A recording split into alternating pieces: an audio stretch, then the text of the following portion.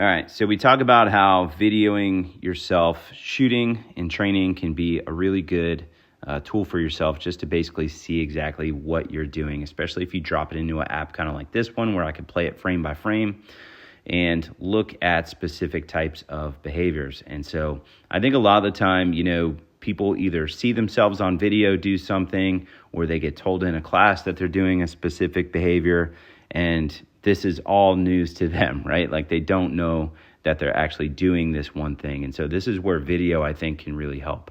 And I think it can really help because a problem understood is a problem halfway solved. And so if you understand some of the things that you're doing in your training and behaviors that you're trying to change, you can then make changes to them in your training. You can take and isolate specific things and basically start changing things.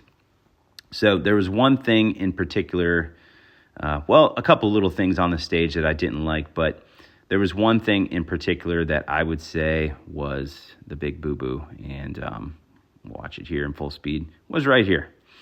So just watching that in full speed, you might think like, oh, that's not a huge deal, but reloading while you're moving is a huge deal. And if you compare how I'm running here, which is really slow, to how I ran from here to this second position, which was aggressive. Like I was trying, I looked down at the place that I was trying to run to right here, got the eyes on the target, like the timing and everything was pretty decent.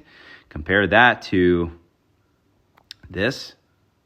Yeah, no bueno. So when stuff like this happens, you try to reload on the move. I think this is a big mistake, and I'm fairly confident in making that blanket statement because reloading on the move, all it's going to do is make you reload slower and run slower. And so there's a couple options here. You could either reload before you come out of that position, right? So shoot that last target, stick your reload right here, and then run as hard as you possibly can to that last position. Or you could shoot this last target, drop your magazine, grab your fresh source, and then run as hard as you possibly can to this last position and stick that fresh ammo or fresh magazine right here as you're coming into this position, getting the gun pre-aimed on the target. And you could see, because I didn't do that, like you could watch how late the gun came up to my eyes. I definitely would have liked to have seen the gun at my eyes about right here, right? And I would like to see it right there because I'm only a couple steps away, right? If you look, let's see, right here. So I'm only a couple steps away. Eyes are on that partial that I'm going to engage when I get into this position. But because I reloaded so late, the gun is way down here. And the gun being down there doesn't do me any favors. And you could just tell how slowly I got into that position. Gun came up to my eyes too late, and I engaged that target way too late.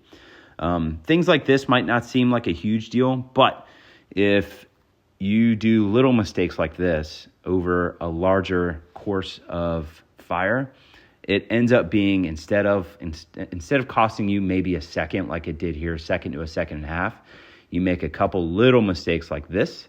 Well, those little mistakes add up to 3, 4, and 5 seconds, and you're wondering why, oh man, I shot all alphas, but I didn't do so good. Well, it's little mistakes like this that cost you a bunch of time. So there you go.